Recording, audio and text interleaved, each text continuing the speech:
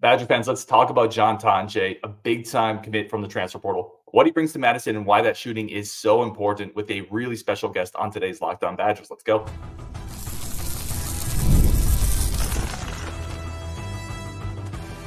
You are Locked On Badgers, your daily podcast on the Wisconsin Badgers. Part of the Locked On Podcast Network, your team every day. What's going on, Badger fans? Welcome to Locked On Badgers. Exciting show today. Somebody I've been talking to for a while. I've been excited to have on the show. Somebody's going to be able to break down John Tonje's game a little bit more, his fit with Wisconsin, his fit in the Big Ten, what he brings to the table. So without further ado, let's bring it on. Let's welcome Ngijol Songolo, former professional international basketball player, current basketball analyst, independent scout, African basketball insider. Ngijol, thank you so much for jumping on the show. I want to start here, man. Just talk a little bit about your journey, and then let's get into John Tonje. Yeah, thanks for having me on, Ryan. I know we talked about doing this right when John committed, so it's good to finally be here with you. But yeah, I grew up here in Madison, went to Madison Memorial, ended up playing overseas after college, and made a few connections over there. And after I got done playing, just decided to dive into the scouting world and really try to give a voice to a lot of African-born and African-born and bred players, as well as players who are just of African descent. Really try to give them a platform to showcase their game and get an in-depth look at what they can do. Well, and you were just recently, you're back in Madison, and you were just recently at camp as well. How was that? How was that experience? It was great. It was great getting to see kind of all levels of competition. Meet some of the guys who are currently on the team, some coaches. Unfortunately, I didn't get to stay on for their practice sessions or anything like that, but just getting to meet people and see what the program's all about firsthand was great.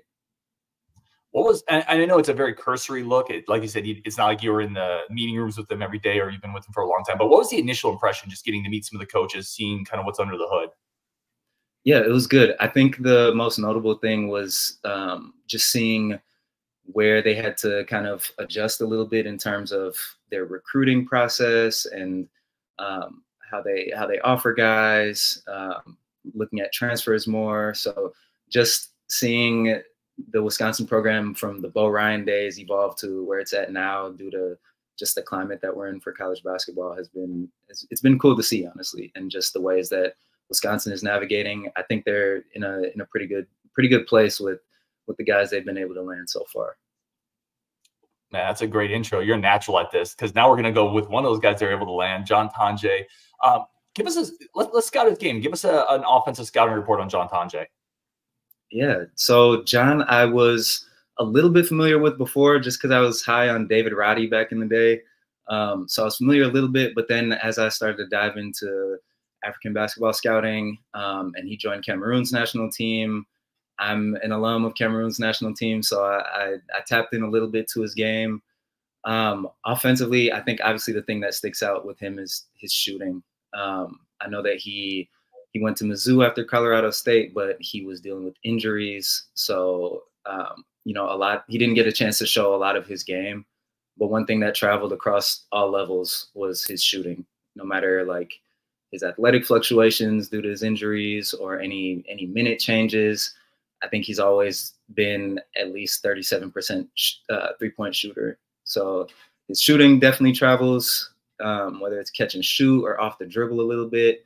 I know I pulled up a few of his stats here that I tweeted out a while ago, but at Colorado State, he averaged 1.06 points per possession, which is really good. Per synergy, that was 90th percentile with a 61% true shooting.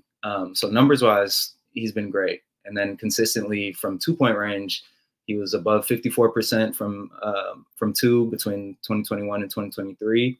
And then talked about his threes. Not only is he efficient there, but volume wise, he increased his 3-point attempts year to year, or nearly doubled actually, while maintaining that 37% mark. So pretty much a dead-eye shooter. There's always room to improve, of course, but that was great to see from him. Let's stick with the shooting for a second, because I think that, to your point, that's the carrying trait, and it's also shooting in a 6'5", 6'6" frame, which now you're able to stretch the defense, but you gotta put some size on him to guard. One of the things with shooting, right, and you know this, there's spot up shooters, there's people who can shoot off the dribble, there's people that can shoot off movement. How would you classify his shooting? Can he shoot off different situations, pin downs, curls, in transition, or is he more of just a spot up guy? Absolutely. Yeah, I feel like for most of his roles, he's been mostly a spot up guy, but he is absolutely capable of coming off screens, shooting off movement, and even a little bit off the dribble too. It's important, like you said, he has a big frame, so at minimum, defenses are gonna have solid closeout. He's gonna open things up for other guys too. I was with his Cameroon selection, again, limited playing time, but I was pleasantly surprised to see more of a willingness to distribute a little bit too. So maybe there's room for that with Wisconsin. I'm not sure that they will ask him to do that at all, but just attacking those closeouts that he's going to see is going to be very useful for him. And then if he's open, he's more than likely going to knock it down too.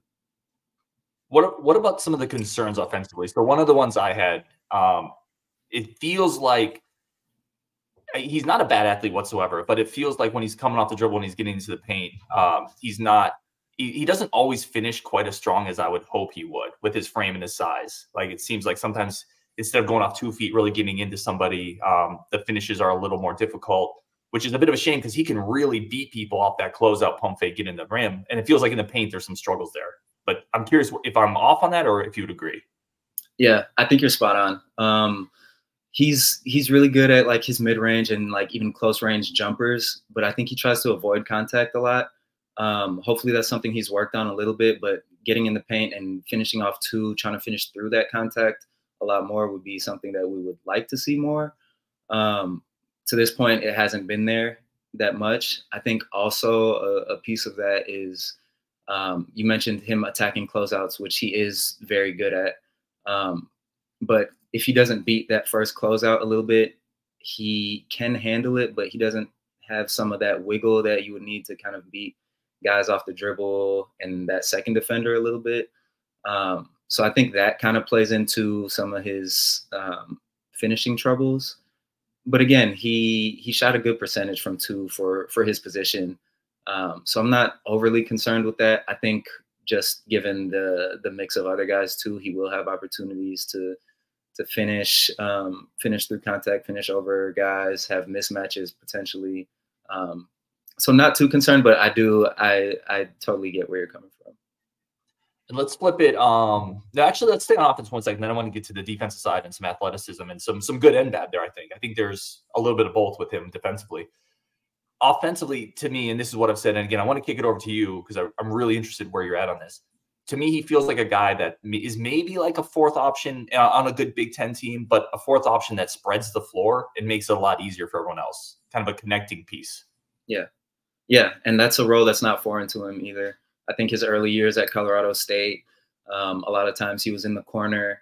But I think what I like about him, though, is even though he might be in like a fourth or fifth option role, he's never stagnant. Like, he has good court awareness and he knows like, okay, my defender's turned his head, I'm going to cut now.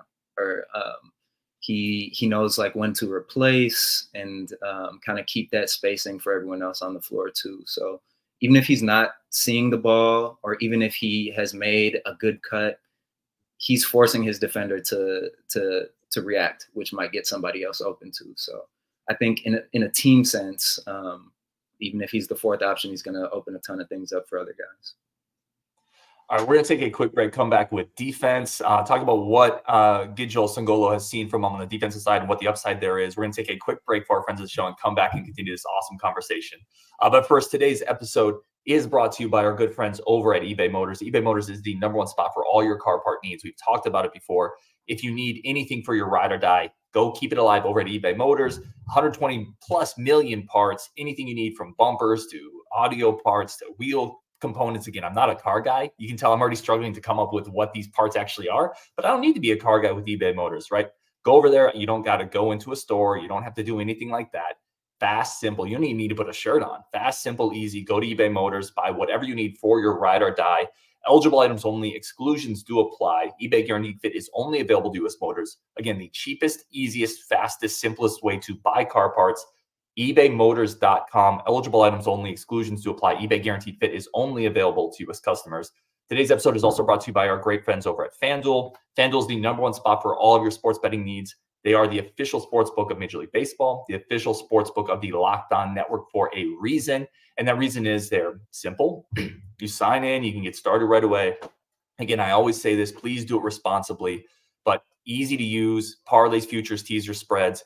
Major League Baseball is going on right now. Football's coming up. If you want to get in on a futures, Badgers, Packers, whatever it is, that's coming up. You can do that at FanDuel.com. And they have a great deal all summer long. They're hooking up all customers with a daily boost or bonus, something for everybody all summer long, because we know summer is kind of the dead period outside of baseball, which we love for sports. So FanDuel.com has got you. FanDuel.com, head over there, start making the most of your summer. FanDuel.com, the official sports betting partner of Major League Baseball and the official sports betting partner of us right over here on the Locked On Network. All right, let's get back into this awesome conversation. Keep breaking down John Tonje. I want to go here. Let's talk defense. So defense was a big problem for Wisconsin last year. They struggled in pick and roll defense. They struggled defending in the paint. They struggled at the rim. They really struggled across the board. What do you see with John Tonje and his game from a defensive standpoint? Yeah. I think you touched on this earlier of just his lack of athleticism. I think just with his frame, you might expect a little bit more, both vertically and laterally from him. But he does lack some of that foot speed. But I do think he makes up for it with just how he is just positionally and fundamentally sound. It'll be hard to catch John out of position ever. So he showed pretty good activity, whether he's stunting gaps or just showing a hand so that a guy doesn't feel too comfortable. But that said, he's not going to disrupt or make a lot of plays defensively. He just won't be a liability. This feels like a guy who you can switch him a little bit, right? Like you don't want him on a really good one, but physically he can match up to a 2, a 3. You could put him on a 1 in an emergency, and he's probably going to be okay for a couple possessions. One of the things I've seen with the Badgers this offseason, right? They brought in Xavier Amos, who is a power forward from Northern Illinois. I think he's switchable. I think Cameron Hunter, the kid they brought in, is switchable. I think this guy's switchable. I think John Blackwell on the roster from last year is switchable. I feel like they're building a lineup that's pretty versatile. What are your thoughts there? Yeah, no, I definitely agree. I think there's, depending on who they're playing against, of course, I think there's even some opportunity to switch on to 4s. Like I've seen him guard in the post, and he's pretty strong.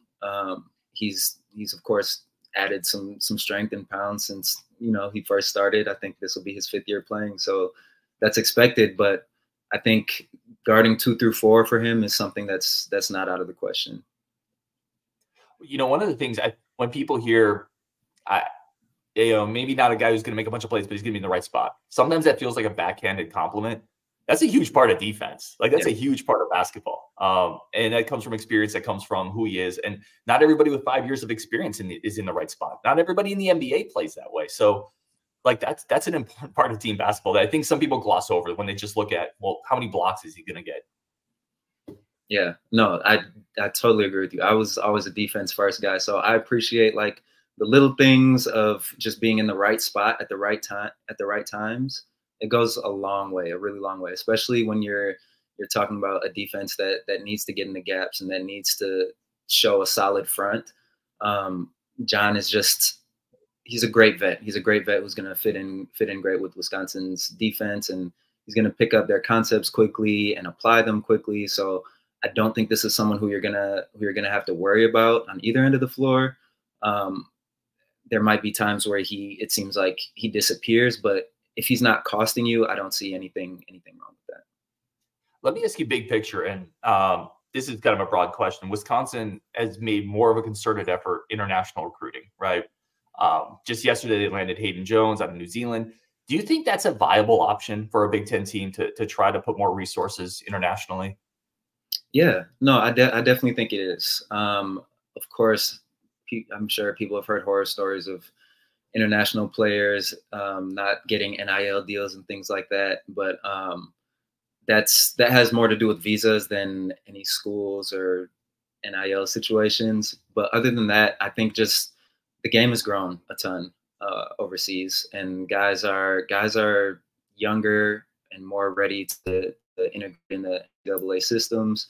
So I think it's a great option for UW, who tends to find guys who are under recruited or, you know, from the lower levels and things like that. I think overseas is a great option.